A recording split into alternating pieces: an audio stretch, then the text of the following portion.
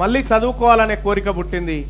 చదువుకోవాలనే కోరికతోటి మళ్ళీ ఇంటర్మీడియట్ నుంచి స్టార్ట్ చేసి చదువుకున్న తర్వాత సికింద్రాబాద్లో మన విద్యానగర్లో SVS కాలేజ్ ఉంటుంది, స్వామి వివేకానంద ఎడ్యుకేషనల్ ఇన్స్టిట్యూట్, అక్కడ చదువుకున్న తర్వాత సికింద్రాబాద్లో SP కాలేజ్ ఉంటుంది, సర్దార్ పటేల్ కాలేజ్లో నేను అందులో BA మొదటి సంవత్సరం చదివిన తర్వాత అక్కడి నుంచి నాకు పొలిటికల్ సైన్స్ అంటే చాలా ఇష్టం. ఆ పొలిటికల్ సైన్స్ మంచి ప్రొఫెసర్ ఎక్కడున్నాడని వెతికితే భువనగిరిలో శ్రీ లక్ష్మీనరసింహస్వామి డిగ్రీ కళాశాలలో డాక్టర్ S బుచ్చయ్య అని చెప్పి ఖమ్మం జిల్లాలో ఉంటాడు. ఆయన అక్కడ పొలిటికల్ సైన్స్ ప్రొఫెసర్గా ఉండే ఆయనను రిక్వెస్ట్ చేసి సెకండ్ ఇయర్ నుంచి ఇక్కడికి SLNS కాలేజ్కి వచ్చిన. SLNS కాలేజీలో నేను సెకండ్ ఇయర్కి వచ్చిన, మా ఆవిడ నాకు అక్కడ పరిచయం. అక్కడ ఆమె వాస్తవానికి మీరు వచ్చినట్టుగా చిన్నగా సైకిల్ మీద నడిచి వచ్చే అట్లా ఉంటుండే పరిస్థితి. అప్పుడు ఆవిడ వాస్తవానికి ఆవిడ పేదరికం చూసి ఖచ్చితంగా నేను ఇటువంటి కుటుంబం నుంచి చేసుకోవాలనేటువంటి ఉద్దేశంతో నేను అది చాలా రోజులు నడిచిందిలే, ఒక 9-10 సంవత్సరాల పాటు నడిచింది. కానీ మీ ఇద్దరం ఒకరికొకరు ఆమె ఇక్కడ చదువుకోవడానికి మా డిగ్రీ అయిపోయింది.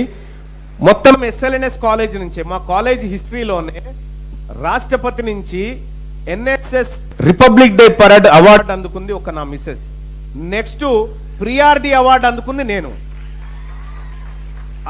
అక్కడి నుంచి మేము PG ఎంట్రన్స్ తాగినాం. మా బుచ్చే సార్ ఏం చెప్తా ఉండంటే, మీరు ఎప్పుడన్నా ఉస్మానియా యూనివర్సిటీ సాంబార్ తాగి చూసిరా, మీకు ఎప్పుడన్నా తెలుసా, టేస్ట్ తెలుసా అంటుండే మా బుచ్చే సార్. అంత టేస్ట్ ఏముంటుంది అంటే వాస్తవానికి అంత ఆయన మమ్మల్ని ఆడ మంచి భోజనం దొరుకుతుందిరా అని ప్రేరేపిస్తూ ఉండు. యూనివర్సిటీలో పడితే మీ బతుకులు మారితే మంచి భోజనం దొరుకుతుంది, ఆ సాంబార్ టేస్ట్ తెలుసా మీకు అని అంటుండే.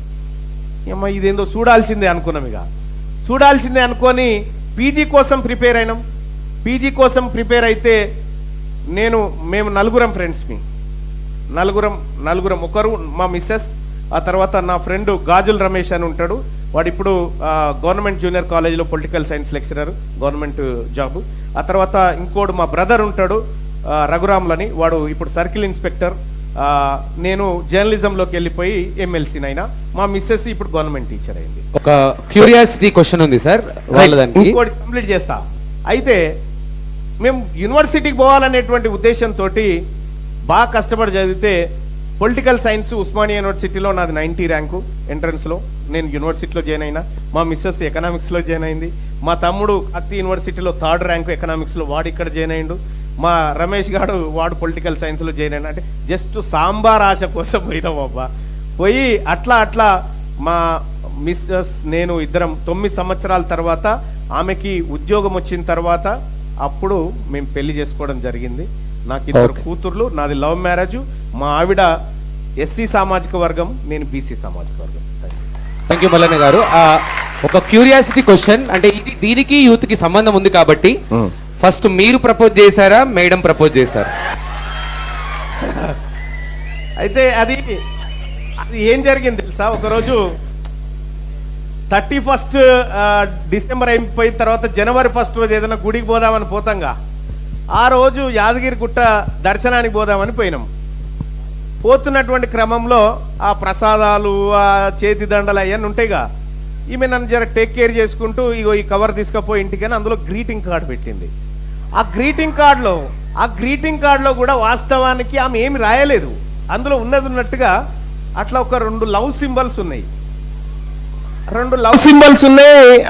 ఆ చాలా రోజులు ఆ గ్రీటింగ్ కార్డు ఉండే, బహుశా ఉందో పోయిందో తెలియదు. అయితే అరే లవ్ చేస్తుందా ఏంది అని అనుకున్నా. ఆ తర్వాత ఇంకా తెలియకుండా మా చూపుల్లో కానీ మా వ్యవహారంలో కానీ కంప్లీట్గా మార్పు వచ్చేసింది. అట్లా జరిగిపోయింది అన్నట్టు. అంటే అది ఎవరు చెప్పిరని కాదు, నేను అపోహపడ్డానా ఆమె చెప్పింది అనేది కూడా కన్ఫ్యూజన్ ఉంది.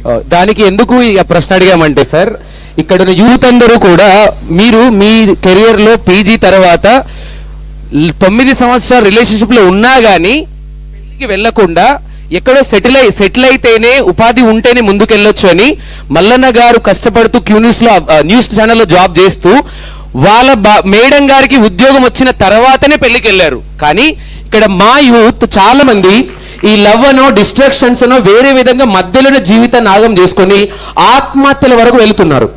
మీరు అలా ఎలా మేనేజ్ చేసుకోగలిగారు? మరి మా యూత్ మీరు జాబ్ లో సెటిల్ ఆల్రెడీ ఎడ్యుకేషన్ లో 5 సంవత్సరాలు కోల్పోయి దెబ్బతినున్నా. రెండోది ఏంటంటే ఇంటికి పోతే ఇంకేం లేదు, మళ్ళా తన్నుడు ఒక్కటే. కాబట్టి లైఫ్ లో సెట్ కావాల్సిందే. ఇవాళ మీరు V6 వార్తలు తీన్మార్ వార్తలని వస్తాయి V6 లో, తెలుసా? ఆ వార్తల్ని నేనే డిజైన్ చేసిన. అప్పుడు స్టార్టింగ్ లో V6 ఛానల్ పెట్టినప్పుడు అందులో మల్లన్న గెటప్ వస్తుండే, చూసినావా? అదే ఈ మల్లన్న ఇప్పుడు. అయితే అది నేనే, ఆ వార్తలు డిజైన్ చేసింది నేనే.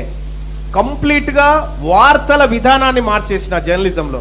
నేను చాలా ఇన్వెస్టిగేటివ్ జర్నలిజం చేస్తూ ఉంటే, సో అట్లా నాకు జర్నలిజం పైన పట్టు వచ్చింది.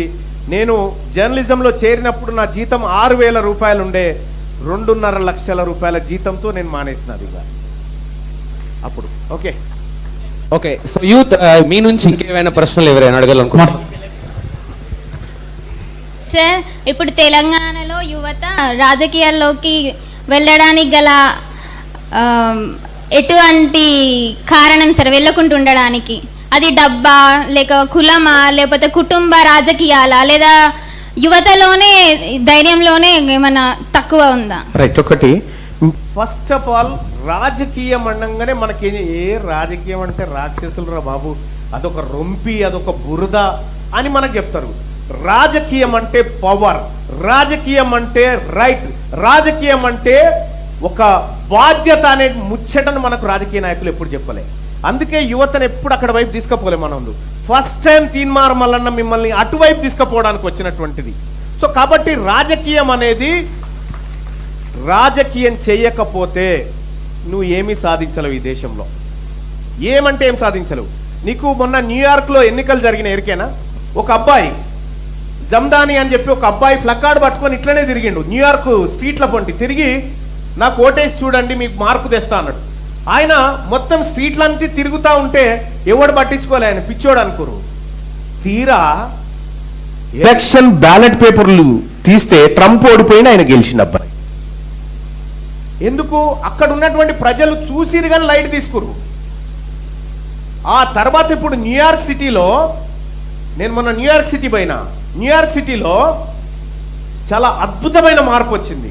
కాబట్టి తెలంగాణ రాష్ట్రంలో మార్పు రావాలంటే కూడా యూత్ పాలిటిక్స్ లోకి రావాలి, యూత్ పాలిటిక్స్ చేయాలి.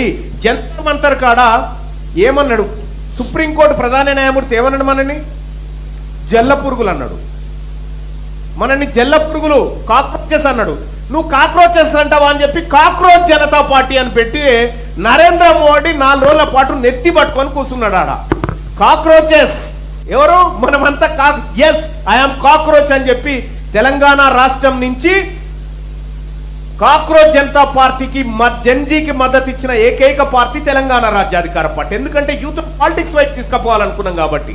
సో కాబట్టి మీకు ఏ అడ్డంకులు ఇక ఉండవు. ఫ్యూచర్ లో మీరు స్వేచ్ఛగా రాజకీయాలు చేయొచ్చు. మహిళలకు 33% రిజర్వేషన్ వచ్చింది. ఇప్పుడు ఖచ్చితంగా మహిళలు నిలబడాలి. ఆ మహిళలు మీరై ఉండాలి, మీ యూత్ అయి ఉండాలనేది నా కోరిక.